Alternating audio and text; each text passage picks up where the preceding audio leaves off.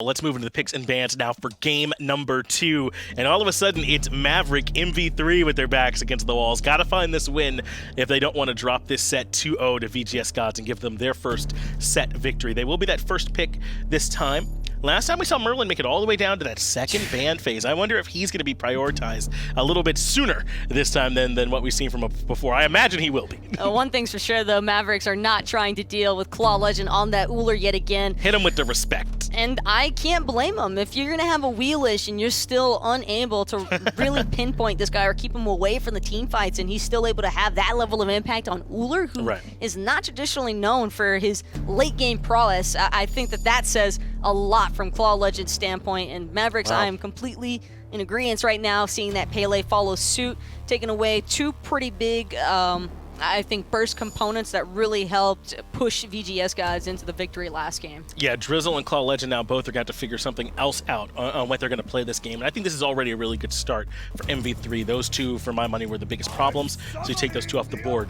That does mean now the Xbalanque can go over to MV3. This was banned out in game number 1, a pick that now we'll get to see some action from. I mean, we've seen already in SPL, so how strong it is. The Darkest of Nights, the Branching Bola, he's got plenty. But Bakasura and Bacchus is still on the table at VGSGods. Want him, but I like the Bakasura. The Regurgitate's going to be a really important cripple factor to, I think, help isolate the Xbalanque. Also gives some decent area denial, and adding the Ganesh on top of that, Dharmic Pillars is only going to further contribute to space control on the map.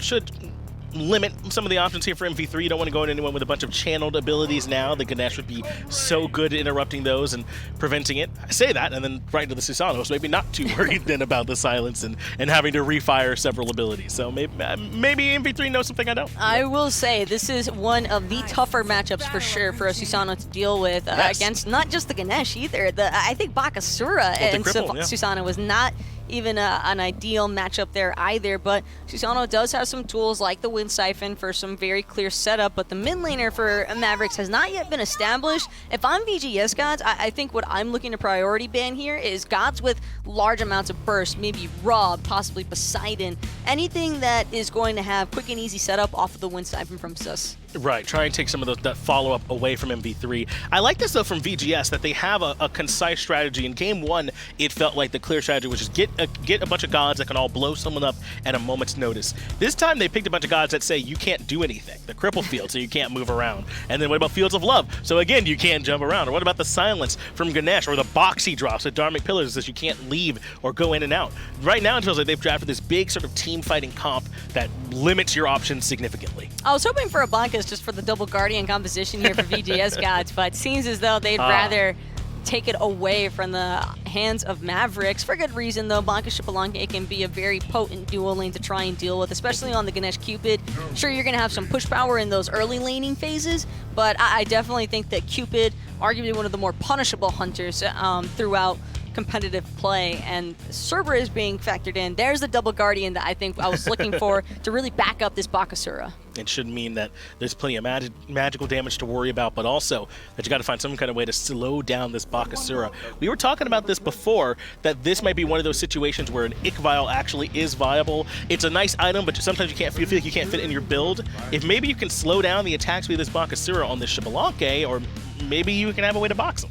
I think that it's something that Xbalanque can certainly keep in mind on the side of Mavericks, and I know that VGSGods as well need to have their concerns right now over the interrupt potential out of Mavericks with that Kumbhakarna being added in.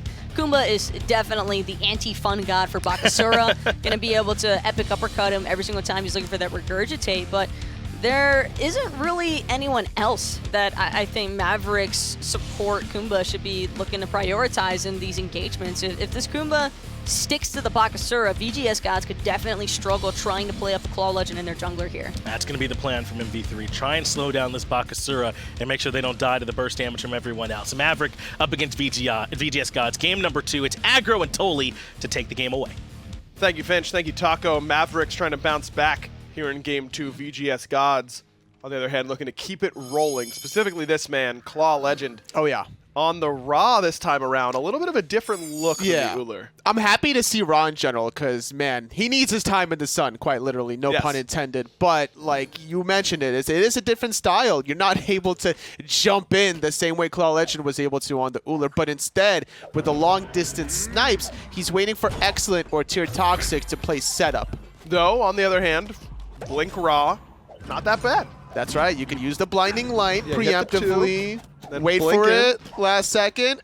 Boom. Surprise. Hit him with a flashbang. That's right. Flashbang Ra. That's what we like to call it around here. But we'll have to wait and see if that's where Claw Legend's going to go. He's going to do it. Once he hits level 12. I mean, if he's ahead, he almost certainly will. But, I mean, this game, you need Aegis against a roster like this. You need the Aegis against Giannis and Susano and Bologna. You can't go Blink. Well, right? You need beads more than you need Aegis. That's true. Because, like, if you get Kumakarna knocked up, or Mez, rather, you're going to get knocked up after the fact. So you need beads for that. So good luck on the Claw Legend picking that up at level 1. But if you, for whatever reason, already got knocked up into the air by Kumakarna, you're probably already dead. So maybe just, I mean, you're going to be in combat, but you maybe just want to look for the offensive play. Wait, you should be able, like in the middle of Epic Uppercut, you should be able to blink away. Because you're not taking any damage. It's not 2 seconds of non-combat, though. Yeah, but what if you could? That'd be sweet. You just will change your landing point. And still where are we dropping, boys? Yeah, exactly. With your blink. All right. Hopefully Balance is listening and we can get that implemented as soon as possible. Nice little portal. Puts good damage on the Drizzle. But still won't be enough to deter a back camp invade. Do want to amend something that I was saying in the last, in game 1. It's actually VGSGods who came in this set winless instead of MV3, so my mistake on that. But that could explain the bit of the roster switch up, picking up Drizzle, moving Claw Legend to mid, and clearly looking pretty good so far. They definitely didn't look like a winless team in that last one, being that aggressive. They were playing with a lot of confidence, and that's a good look for them considering that they are winless before that last game. So now feeling probably way more confident than they did going into this set. They have a whole identity shift with this composition. Ganesh is generally more passive in the early game. Marky Sparky has some sustain with the Cupid Hearts. Claw Legend with the Raw double sustain. It's MV3 that needs to be aggressive now without sustain on their side in game 2. That's right. They're the ones who need the anti-heal in this game more so than VGSGods for sure. In fact, shouldn't need any anti-heal at all. And this Cupid selection for Marky Sparky is one that I feel like I always get baited into, and this is the exact composition where I'd get baited into it. This is such a good composition for Fields of Love. The fact that Kino has gone Shell instead of Sprint is already a very good sign, because really all you need to do is pick up a Sprint, and that really negates Fields of Love every time you have your Relic available. But there are a lot of dashes and leaps that you can cripple pretty easily with that ult. Oh, that's right. Like, especially when Oh My Jocks on the Susanoo relies on the third strike of Stormkata to get out, right? He'll Jetstream in, get off 2 hits of the Stormkata, evaluates the situation of if he wants to offensively dash or defensively dash. 9 times out of 10, you're probably trying to disengage after the engage, so that option is taken away from him. Also, the portals out of Jose's Giannis can't be taken if you're crippled, so beads needing to be prioritized, but not in Jox's mind, going for the level 1 blink. Excellent. Takes a good amount of poke, as is Marky Sparky.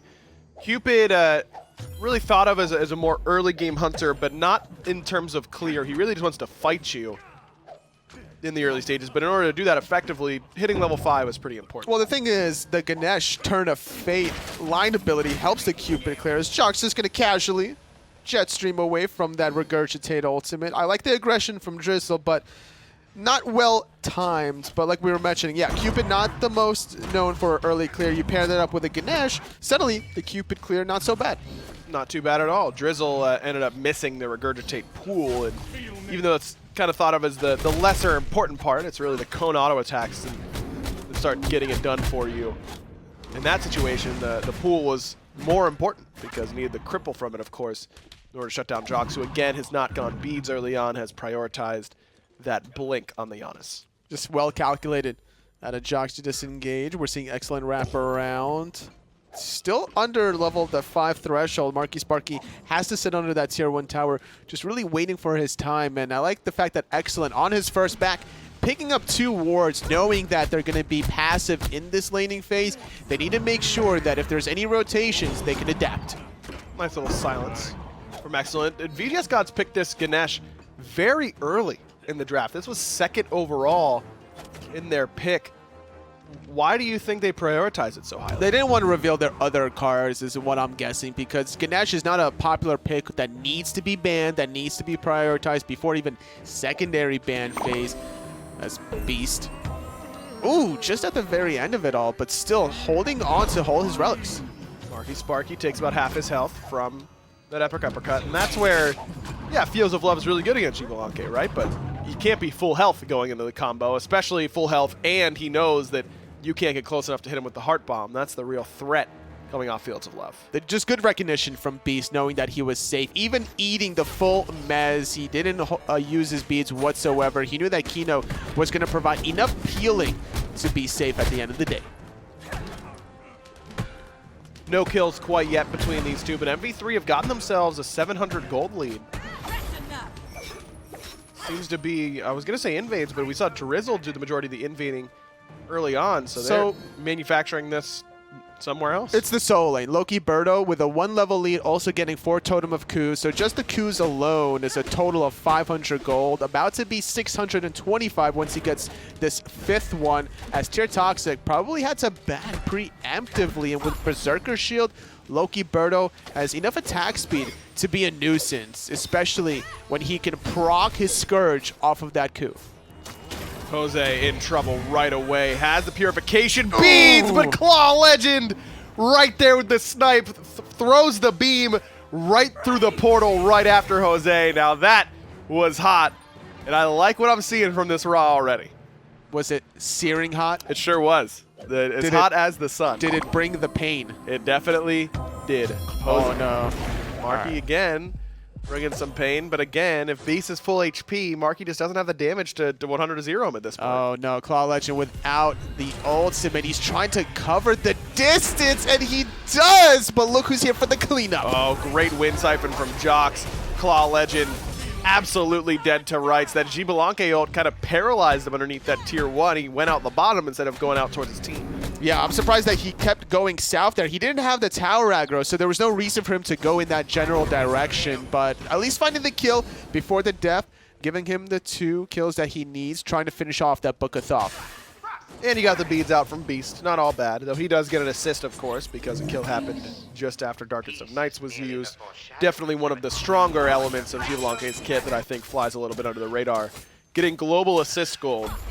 Not too bad. No, definitely not. And the way that all started was because of that poke damage from Marky Sparky. Yeah, Beast was 100% health, but because he was in the laning phase without boots at all quite yet, just now picking up tier 2, it puts Marky Sparky in a great position to cover the distance just by walking at him, dropping the cripple, guaranteeing a lot of poke. Even if nobody comes for the cleanup, when a Gibelanke is at about 25% health, even with Devo Gloves, you're not going to want to box against the Cupid or even come close for the poke. That's a good point. The boots, or lack thereof, for Beast hurt him. Marky Sparky looking to play aggressive again. This time, though, he's got a couple people coming to hurt him. Good Fields of Love, but Wind Siphon better. Jock's able to get that kill with some ease. No ward coverage low for VGSGods, only high, so good pathing there from MV3 to punish. I'm not sure when his Fields of Love was coming up, but if he used the Fields of Love on himself right away and then dashed away, he might have gotten out. Because of the lack of beats from Jox, he's not going to be able to chase that down. Good stun from Toxic, and that forces out the ultimate. Loki Berto very low. Toxic shouldn't have cooldowns up in time unless he wants to dive the tower, which of course he does. Ghastly Breath gets the kill, and he's out of there without too much of a worry. Drizzle, on the other hand, should be worried, but a good snipe from Claw Legend again. Doesn't have to take down Kino. Put him in the sleepy passive anyways, but eventually he does go down. Excellent. I believe he got his dash interrupted as Typhoon. Good from Jox, who's off to a great start. All 3 kills from MV3 are on this Susano. And 3 out of 4 of them onto Claw Legend that's been able to just clean up Kino at the end of it. Great dive from Tier Toxic onto Loki Berto, utilizing that Stone of Binding item, that early bridge item to be able to start abusing this matchup. That definitely made the difference, that extra pen that it provides for you. absolutely the difference maker in getting that kill into Loki Bear Toe. Lowering the protections by 15, whether you're CC'd by slow or a stun or a knock-up. There's 3 different types of CCs that Tier Toxic on the Cerberus is bringing to the table, and that's going to transition very well into this mid to late game. We haven't even seen the full-on 5-on-5 grouping. Imagine the Ghastly Breath onto a target, which is followed up by Claw Legends damage. Going to be a thing of beauty for sure. Looking at the composition for this Raw, I mean, there's not, I wouldn't describe this as a particularly good setup comp for him. I mean, there's no Athena taunt, Naja ultimate. I mean, sure, Tier Toxic ultimate is good, but outside of that, he's really relying on just his own aim to get the job done. That's very true. You could also get the dash maybe from Excellent, maybe if Marky Sparky slows people down. You don't have to have a hard stun or taunt or anything like that. So even the slow from Marky Sparky is good enough. Snipe that time only hits on a Kino, not exactly the target they were looking for, and he's able to dash out. Great, oh, little unstable vortex. Good, though. Jose, I thought that was gonna land on a Claw Legend. Wouldn't have been enough to get the kill, but I like the idea from Jose. Anytime you throw out a 2 and see big numbers, you're like, okay, it's time, maybe I should just go for it. Yeah, and I like that idea. It looked like it was about to hit at least 2 people there, but splitting like the Red Sea almost. Nobody from VGS going to get hit by that ability. So a little bit of a wash, but no wash in the dual lane. I don't know about this one. Jox uses Blink and Wind Siphon to try and close the gap. Beast very early on with that ultimate. That's where using your life total as a resource, you can kind of go in there and start taking auto attacks from Marky Sparky while clearing the wave and try and bait him. Instead, Beast just assumes that he and Jox can clear a whole lane worth of distance in order to get there. Now, to be fair, Darkest of Nights does increase your mobility as a Shipalake, which also synergizes with that Rising Jaguar, but Cupid Dash covers quite a bit of distance in its own right. So good awareness, I would say, from Marky Sparky. Also, I believe that ward above the Gold Fury did spot out Jox's rotation. Had plenty of time to understand what was happening. Because just now, Marky Sparky finishes off that Transcendence. He prioritized the boots over the stacking item, but much less important to get those stacks than it is on Devourer's Gauntlets, where you don't really get value until you're basically done stacking Transcendence. As soon as you purchase it, you're feeling pretty good. You are feeling pretty good. It looks like Marky Sparky actually working on that Icavile item now, getting a little bit of changes so far in this patch. It has almost been forgotten about of yesteryear, but this time around with, you know, more attack speed and physical power, just going from 1,700 gold to 2,450 gold, you're stripping away your opponent's attack speed, which is really important in these Hunter versus Hunter boxing matches. I feel like more important than anything else, it's just a ton of power when you get it stacked up. I mean, you want to build power on Cupid because the scaling on Heart Bomb is really, really high. Fields of Love is very, very high. You get more healing. Your healing is scaling up power. So if this is the new version of Icavile, then I think it's the exact right call for Marky Sparky. An obscene item, it feels like at times, with the amount of power it provides. Yeah, if you get all 3 stacks there built up, it's an additional 45 power. So needing to finish off that item, it's going to take a little bit of time, a couple more minutes until we're going to see that item. Whereas Beast going for the more traditional Hunter route, going for the Executioner to lower the protections, because you got a big old Susanoo right behind you, can utilize that penetration as well. Could also go for Asi right here, another item that went from tier 2 to tier 3. That building off Balance Blade now, though I don't know if you want to double up on lifesteal that early on. Kino used the ultimate on the Claw Legend. Aegis removes quite a bit of damage. Typhoon coming through as well. The turnaround from Claw Legend is absolutely beautiful. An overinvestment by MV3, and the stock market crashes right on top of them, but Drizzle keeps on going. Kino might be able to wake up. No, Marky Sparky sends him to bed permanently, as now Beast has to dash away after that Heart Bomb, but a lot of ultimates dumped to try and kill Claw Legend. And he's still here. He's just okay. He's still here, using the heal for his fullest there. He's going to take a lot of damage. Forced to use the beats now. And without that portal that was used trying to kill out Claw Legend, Jose was a sitting duck as well, making it a 3-for-0. Man, portal is just such a bait. It is. You just bait yourself all the time by trying to use it. I see it constantly. Because the Ra had no relics at all. Ultimate was coming off cooldown, and now no life for Beast as he tries to contest that objective. Actually survives. I don't know how, but VGSGods got a 3-for-0. Yep. Tier Toxic had Blink, so it was only a matter of time. Gold, or was that was the first Gold Fury of the game, Yes. so that was just traditional Gold Fury. It goes down for VGSGods. All of a sudden, they've blown the game pretty wide open. It goes from completely even to a 3,000 gold lead, a 5,000 experience lead. And VGSGods, their mid laners ahead now.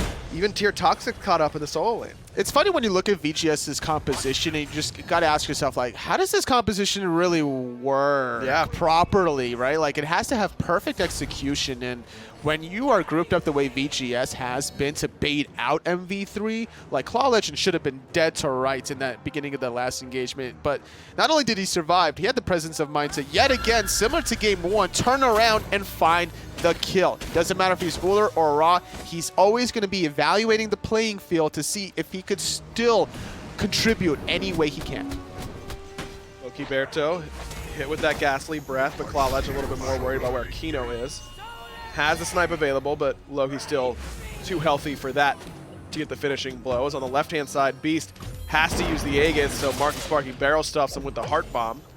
Good damage come out of it, but not enough to get the kill quite yet. VGSGods very keen on grouping up and using this sustain, and it's the right idea to start to push your lead now. Oh, Lokiberto, though, half health. I don't know if this is where you want to die on the hill. Instead, going to make the Eagle rally right up and down. Drizzle very low, getting cleaned up by Jux. Oh, and Snipe just a little bit too short. Lokiberto was able to escape just by getting too far away. Drizzle gets baited, and it's really all that Darkest of Nights in my mind. I think that really threw off what VGSGods were doing in that team fight. It certainly has. It's so difficult to line up any mage ultimate, let alone Searing Pain, during the Darkest of Nights. You kind of have to have a photographic memory of the map when you're playing a mage, since you're not seeing anybody and seeing, like, okay, they're probably still, like, in this corridor, and if they're not in this corridor, they might have went a little bit to the left, as Claw Legend not able to really identify that, but finding the kill onto Drizzle, I thought for sure Lokiberto was putting himself in a bad spot. Oh, Beast, no Aegis, does have purification beads if necessary, but Marky Sparky smartly just fighting in that heal. Snipe off the mark this time from Claw Legend. Now here's help. He's got to use the purification beads. Nice beam hits on Jose Raito. A good shell from Excellent as well. Keeps Claw Legend alive, and it's Beast who ends up falling. Excellent shell timing has been really, really impressive in game 1 and in game 2. Claw Legend is just not a human being. The way he's been able to be saved time in and time out, whether it's his own doing, the enemy team's doing, his allies saving him with a shell, it's almost like Pon Pon Luck 2.0. That's true. If it isn't Chapita, it might be Pon Pon Ita. Drizzles, Ethan, you know, Ita. I see what you're doing. That was so close, man. You should have went with, like, Pan Pan. Oh, I should have. That would have been, that would have been better. But then I wouldn't have gotten the Eaton, like, there was something there. I just don't know what it was. Tier 2 down, VGSGods get that, but 2 Tier 1 towers across the map. MV3 splitting up and understanding they can't go and fight into this healing composition of VGSGods quite yet. They need some anti-heal. Jose Raito has built the Divine Ruin, though you'll hear me say it all the time. Giannis is horrible with Divine Ruin. He needs it in this position, but it really does neuter your damage and utility pretty quickly. He doesn't apply it particularly well. It's Jox whose job really needs to be to get that Brawlers early on, and instead he goes for the Transcendence, an item that I know a lot of Susanos really like. He scales well. You want to get that CDR. It's a good item on him, but man, do they need anti-heal. Well, I'm expecting Jose to cap off his CDR with a Soul Gem next item. Nice attempt by Jose. A little bit mistimed, maybe by half a second, honestly, but without too much intel, I don't really blame him there. Left-hand side, though, after the death from Beast, he's not deterred from stopping his aggression. Getting a Tier 1 tower while nobody is rotating quite yet. I don't think he has the timing window to get the Tier 2, however. Well, he does have the Aussie. He does double up on that lifesteal. Just like Ikeval going through a lot of changes, Aussie now a full-fledged Tier 3 item and gives you not a lot, but enough of basically every stat a Hunter wants. Pen, attack speed, power, lifesteal. A little bit of a disengage by Jox, avoiding that regurgitate, still holding on to the beads. I'm looking at the build here from Marky Sparky, actually, as well, as he did finish off the Ikeval. But I did notice that he was kind of leaning a little bit towards the Hunter's Bow. It wasn't his build at one point. I'm not sure if he built it in the Fountain and then sold it, but now he has completed that Ikeval that we were talking about. could be going for an Aussie himself. Needs a little bit of lifesteal potentially, but also give him power, pen, attack speed. As I mentioned, it's everything a hunter wants outside of crit chance, but you don't even want crit every game. So I think Aussie is an item that we'll be seeing quite a bit of alongside Ichabal. Margie got plenty of power. He uses it on the Oni Fury. A clean objective for VGSGods with no contest whatsoever from MV3. It doesn't look like VGSGods want to degroup quite yet. Instead, they're looking for this tier 1 tower in mid. And left side, Beast still pushing. He's just trying to gather farm to catch up to the level out of Marky Sparky. VGS, 5 members strong, down the mid lane, get themselves that 500 gold, but a very early Giannis ult. Snipe doesn't quite land, but Loki Barrett's going to be brought back straight into those Dharmic pillars. Kino, the first one out. Typhoon going to knock up a couple, but not enough to get a kill. And VGSGods not even worried about dodging that damage because they have this continued Raw sustain. Now Blink in from Tier Toxic looking at Beast. He's silenced as well. Beads are there. Needs the Aegis, and he's got it right on time. Drizzle eats a minion. And that's enough to save his life momentarily, and Jox can't quite find him with that Wind Siphon either, but Claw Legend somehow chased all the way in. Jose's got Blink now, showing Claw Legend what a Blink mid laner can do after game 1, but Tier 2 tower still falls. Oh, a nice unstable vortex right on top of Marky Sparky, getting a little bit of heart sustain from himself. From the frying pan straight to the oven as Jox was around the corner, finds one, looking for another one. Toxic trying to disengage to the left side. Meanwhile, Excellence on the right. Toxic may have just escaped. Excellent will not. No, Jox here, and one more hit does it.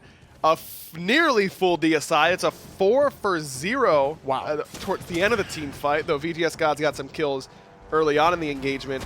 And now Drizzle's job is to stop this Fire Giant, but he has no Regurgitate to him. No, definitely not. I think Drizzle kind of baited his team out in that last encounter by going into that middle Phoenix as a Bakasura. He did have his ultimate. Better ult from Jose Reito. And now it's a Deicide. And I believe this might be Season 1, Episode 1 of How to Throw a Game on Netflix. I mean, VGSGods. Oh, that's on my list. Yeah, well, now you got to watch it now because you're getting a chance to check it out right here. Fire Giant goes down. MV3 were completely behind the 8-ball, and then a huge unnecessary chase by VGSGods have gotten rid of their lead. That's right. Drizzle wanted to find the cleanup kill onto Beast, but the problem was Beast still had his Aegis. He bought plenty of time to use that item, heal up between both Devil Gloves and the Aussie. It forced a disengage out of Drizzle, where he barely avoided the Wind Siphon, but the rest of his teammates didn't have that same luxury as the mobility of a Bakasura. Jose Raito also had an excellent fight that time around. He blinks in, kills Claw Legend, then puts good damage on a Marky Sparky after the fact. This Giannis is playing pretty well, top of the player damage charts in the entire game so far. So now it's up to VGSGods to try and reset and get their lead back. But MV3 has a Fire Giant on all 5 members. I'm less surprised that Jose got blinked, but I'm more surprised that Claw Legend didn't get blinked. Well, game. The positioning that he had on that tier 2 tower, we were watching Drizzle, and it looks like Claw Legend just walked in between tier 2 and mid Phoenix and got basically insta-killed for it. Maybe he, the Aegis is a necessary evil for him this game. It could be the case, but honestly, like, Jose realizes there's just too much mobility on this Raw, and if somebody's going to seal the deal, it might as well be him, because if he can blink in the backline, the same way Claw Legend was able to do on the Uller during that tier 2 tower defense in game number 1, he has an easier escape route with the Giannis portals whenever he wants to.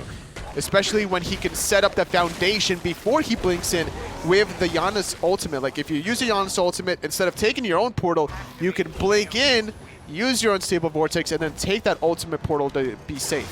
Certainly very tricky with the blink, though, again, buying blink on mages has always felt a little loose to me, to say the least. Jose's making it work so far. Blink Anubis, let's go. All right, Blink Anubis and Hebo.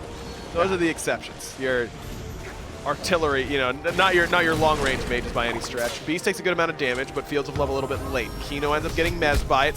Snipe does hit on a Beast, but he's still got relics. Good ultimate actually clips Marky Sparky, and the stun. Not enough to get the Typhoon kill, though. Tier 2 tower still standing, but Claw Legend way too far forward. But here comes Drizzle on the backside, gets both relics, from Beast, but he's able to escape as well. Somehow, some way, both teams walk away with all 5. But the tier 2 tower does go down. Marky Sparky dashed away as the Typhoon was close. ripping down that mid lane. That for sure would have been a kill if that was on cooldown, but still holding on. All their middle Phoenixes are still up, and with a Fire Giant squad from MV3, you would think they'd be able to find it, but man, what an engage. Jose Rito actually just kept that fight alive by clipping Marky Sparky. He definitely did. Again, Jose's playing very well, but now it's a Primal Fury started. Snipe doesn't secure, but gets it close enough, and a better silence from Excellent makes sure that Loki Berto can't do anything about it. So even despite having Fire Giant, MV3, their back timing's a little bit off. Beast goes right instead of towards the Primal Fury, and Primal Fury is one that at this point in the game, I'm happier to get than any other Fury, because now it makes our Fire Giant fight far better than the opposition. It certainly is, and the longer the fights go, the better it is for VGSGods. That's the only reason they've been able to hold on to that tier 2, or not hold on to it, but like make that fight under the tier 2 tower not as poorly as it probably could have went, knowing that they have the hearts, the raw sustain, great searing pain onto Beast, which forced to disengage. And whenever you have a Hunter not contributing to the DPS, it makes the defenses a little bit easier to the encounter. So both mages putting in some work this game. Final tier 2 standing for VGSGods, no longer. MV3 officially take the reins of the game. They are now in the lead.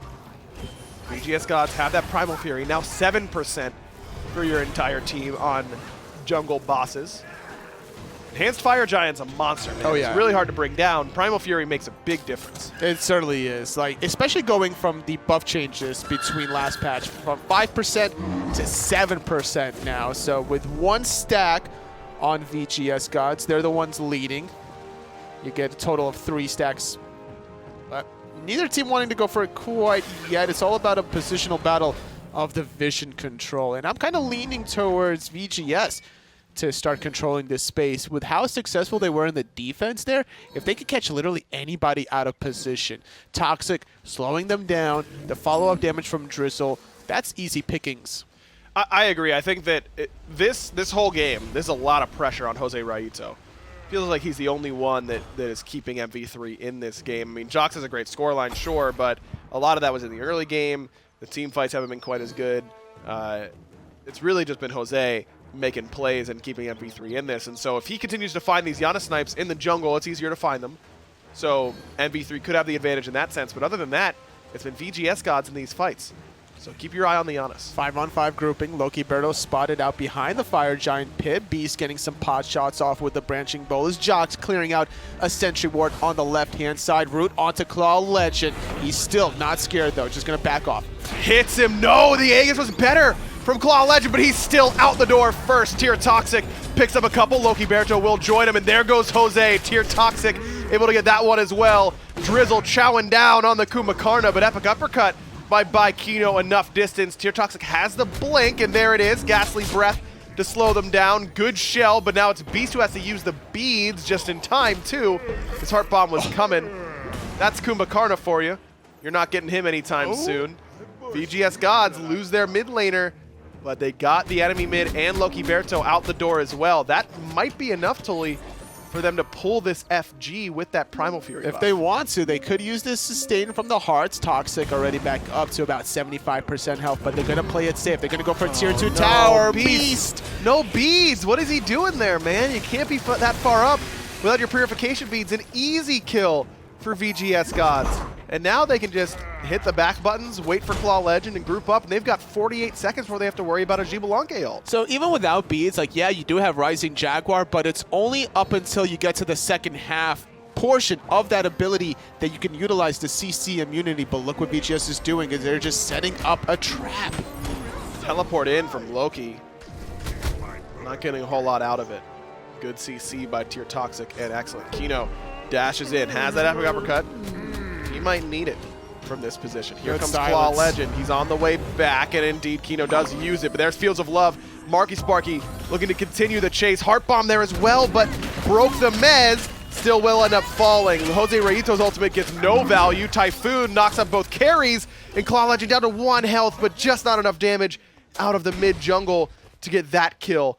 Kino falls, but that does buy time for Beast to respawn. VGSGods, however, have this sustain. This damage on them doesn't really matter. Oh, absolutely does not matter. Fire Giant or Enhanced Fire Giant, nobody even within the vicinity from MV3. Scratch that Jose trying to get in. Will utilize that blink into the portal, but without the ultimate, I don't see this still happening. Beast hanging around, trying to force Drizzle out. 3 members still on Fire Giant. That knockup's gonna actually force the Aegis out of MarkySparky. VGSGods really struggling with tanking of the objective, but it doesn't stop them from eventually knocking it down. Not middle Phoenix. Great call. Jox ends up getting that because VGSGods just 2 split up. Some poor objective play costs them. Well, honestly, Jose and Beast were being so rude and so obnoxious at that Fire Giant that it bought enough time for Jox to do that little bit of a play. That coordination needs to be executed perfectly. And as VGS, they had the healing, sure, but they didn't have the damage because it was Drizzle that was trying to chase out Jose for a little bit too long. Ends up really hurting VGSGods. They do have the Enhanced Fire Giant though, so certainly not all bad for them at this point. They're also all 6 item stacked. On the other side, Jox just bought a power pot, so he's feeling pretty. But Kino, Jose Raito, just a little bit short of that fully stocked 6 items. I don't know how much it actually hurts out VGSGods as it helps out MV3 instead, because it's almost inevitable that VGS is going to get themselves at least 1 Phoenix, but at least now it forces VGS to go for the middle Phoenix. So playing defense is going to be a little easier knowing that those fire minions are going to be a little bit tankier to clear out. And if they are alive still in these little 5-on-5 fights, a couple volleys from those fire archers are going to start packing in a punch. Ra is pretty good at clearing the fire waves. You don't need to waste a long cooldown or a particularly important one in order to get it. But here comes Tier Toxic on the right. Drizzle push a little bit on left, though I think I'd like to see VGSGods go over and at least get that wave to threaten the Phoenix. Looks like Tier Toxic's done that on the right-hand side, so at least they've got one other wave that MV3 needs to worry about. Great poke on Aquino. He took a ton of damage from that. Only Heartward Amulet is dedicated magical defense. That's about 20% of his health. And he's going to back on out there, utilize that Fountain Sustain. Look where Jose is. He's trying to line up that perfect through space and time. Like you mentioned, Aggro, nobody pushed out that left side lane. And even if you're not committing to the actual Phoenix itself, having waves there for vision control can identify plays like this that's trying to be set up. Blink in by Tier Toxic, right on top of Beast, but doesn't do too much. Doesn't even get a relic from him. Claw Legend tries to hit the Lassus combo, but it was off in more ways than one. That's a big win for MV3. I mean, that ultimate will be up very soon. Don't get me wrong. He's got basically 40% CDR between the boots and the Chronos Pendant, but still some degree of time that it's down. That's like Claw Legend playing basketball, going in 1v5 by himself. Not like engaging, but like trying to make that highlight play where he's like trying to dribble by everybody and go for the layup, where he should just wait for the setup. Blink in by Drizzle, looking at Jose Raito. He barely finds the portal in time. Now it's MarkySparky in some trouble. Snipes back up and only hits onto the Bellona. Not the ideal target, and Loki Berto's not letting up. Claw Legend falls down, as does MarkySparky. Now, Kino did fall, but that's just the Kumbhakarna. Tier Toxic very low. It's up to Drizzle to turn this fight back around, and he's got off to a good start. Beast out of the door first, and Loki Berto's in some trouble, but a good portal from Jose will peel away that Bakasura. Tier Toxic back and ready to fight. Oh, he's going to slow out Jose, forcing out the beats. There goes the portal as well, but where are you going to go? He needs to blink away, but he's in combat. Drizzle gets the kill. It's only Loki Berto to play defense. Mid Phoenix certain to fall unless Loki Berto makes a big play, but no Eagles rally. The good news for him is that there's no minions, so his disarm will help and buy quite a bit of time, but eventually Drizzle will be able to take this down. Nearly decides to turn his focus to the Bellona, but ultimately backs it up. Mid Phoenix falls, and Mid Phoenix just respawned for VGSGods. Good timing. Tank seemed pretty keen on getting this right side Phoenix, but this seems pretty optimistic to me, Yeah, Tully. Drizzle doing the right thing that a jungler should be doing is going for his speed, even at 35 minutes into the game. Considering that Kino was coming up as his Jox 10 seconds after Kino, there was no realistic way to end the game or go for one of these side Phoenixes. Setting up for a Fire Giant in less than a minute's time, VGSGods are on the verge of finding their second win of the split and their first set victory. That's right, they're the ones looking for their first set victory. They're pretty close, but MV3 still has that potential, man. Especially with Jose Rayito now having Rod of Tahuti. Oh yeah. That's plenty of burst. But the way that VGSGods played it was really well orchestrated, forcing out Jose early in that engage made it difficult for that consistent mage damage to pump through. Knowing that he's the top of the player damage, that hurt MV3 quite heavily handed as he backed off. He didn't really connect on the through space in time as the fight shifted a little bit astray to the right of that ultimate lining up. And that allowed VGSGods for the cleanup. Drizzle's DPS that fight alone, if there was a counter for that, it was probably at the top of that chart. Jock split pushing again. He split push and got mid Phoenix. This time he's going for left, but Tier Toxic identifies it this time around. Problem is, Tier Toxic doesn't have teleport, so as soon as Jock sees him, this is a good opportunity for MV3. The Susano will definitely be able to beat the Cerberus over this fight around the Fire Giant, and he's got a particularly good path. No wards placed behind VGSGods either. This is a great collapse. Now look at the flank. Jox is going to make it happen alongside the Eagles rally. Defensive ultimate out of Marky Sparky, but Claw Legend very low, off the mark. The Searing Pain. Jose in a lot of trouble. Jose, Claw Legend, no way. This guy lives again.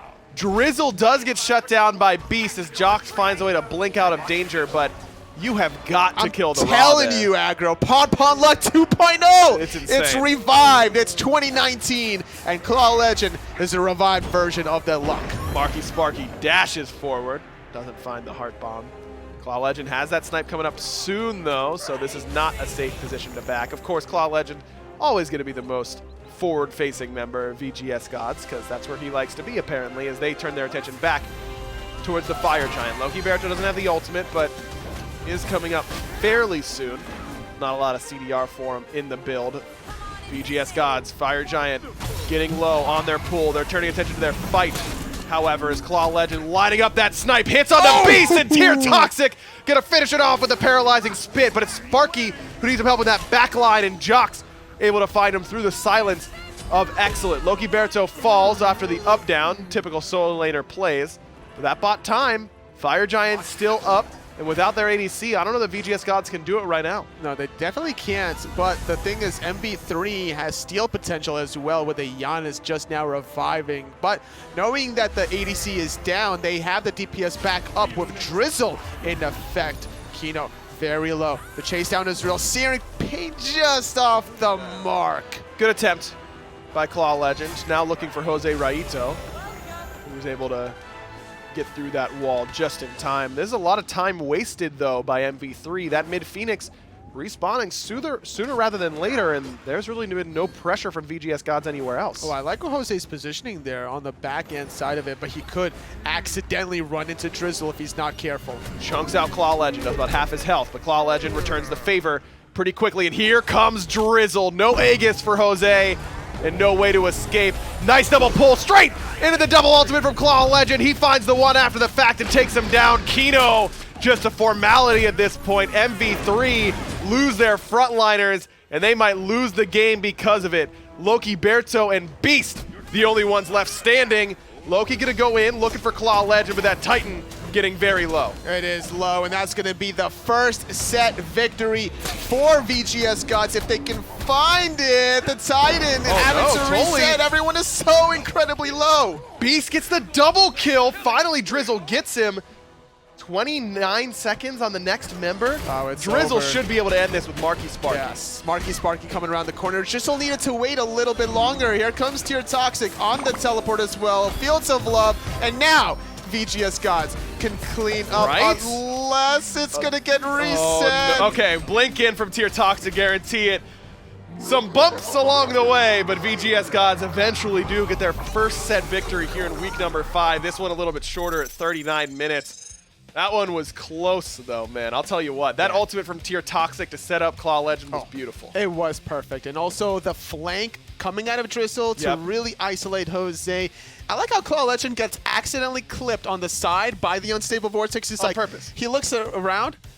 You what, mate? And then he like chases him down afterwards. You think you can hit Claw Legend and get away with it? Dude. No one makes Claw Legend bleed his own blood.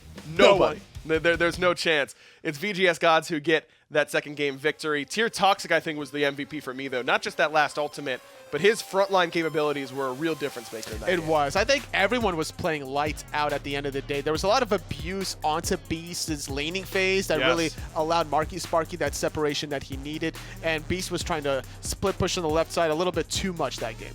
All right, that does it for us here for game number 1. It's time to throw it back to the desk for Finch and Taco.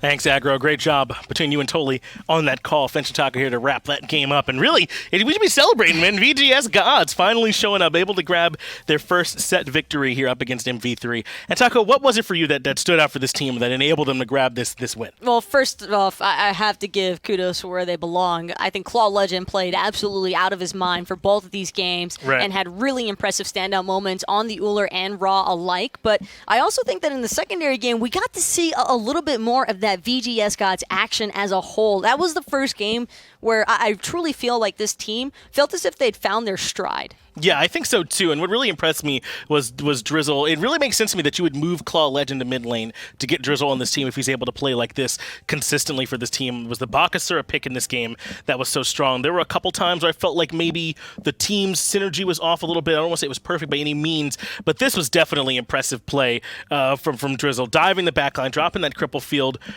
and limiting the options for MV3. And really, it was a good draft for this Bakasura to go in and feast too, coming from the other side. So I don't think that hurt either. Well, Mavericks certainly did not do themselves any favors by picking into the Bakasura from my perspective, Finch, but I definitely think that Jox almost had some moments that could have possibly turned this game around for Mavericks. It was just unfortunate that they weren't able to truly capitalize off of instances such as when he took the mid-side Phoenix by himself during a Fire Giant engagement between VGSGods and Mavericks. I thought that was really smart split pushing out of Jox, but unfortunately, Juan Susano cannot do it alone, and Mavericks will wind up falling here against VGSGods for their first set victory. And this could play a real spoiler from Mavericks now, because they were in that third spot for the standings, but if they had any intentions of trying to reach first place, I do feel like that's going to be almost impossible to attain now. Yeah, there's a very good chance it's going to mess things up for MV3. And I think that MV3 had a couple of issues here in this game. I think as we're about to take a look at the standings, and we can talk about where they're at. Bedtime's calling it 3-2. Now that MV3 are at 1-4 as well, and actually with the worst plus-minus on the back end of it too, then they're really in trouble, I would say, to trying to catch up. Getting up to Outcold is up there at the top at 5-0, probably just not going to happen. It's just because Outcold is so far out in front compared to everybody else right now. Bedtime's calling, I feel like, had the best chance of catching up to Outcold, but even then, it's still going to be, I think, a tall task for any of these teams. Yeah, and we talked about it before, right? It's the team, it feels like, that makes the least mistakes, that can punish the other team the best when they're the ones who are making those mistakes. Like, there was a time in this game where I felt like on this Cupid that Marky Sparky wasn't 100% getting the value out of the cripple, but they weren't punished enough for that, right? So really, the teams that can keep it the cleanest, the longest, are the ones I think they're going to be the stronger ones. Well, everything's shaping up so far for VGSGods, but we got to wait and see, I think, what happens with the rest of our teams today. Yeah, that's right. That's really only the first set of the day. We have a full day of console actions going to be coming your way. I'm rhyming on purpose. Maybe go and grab a drink, get some chips, whatever it is that you need, and we'll be right back here to do some more console.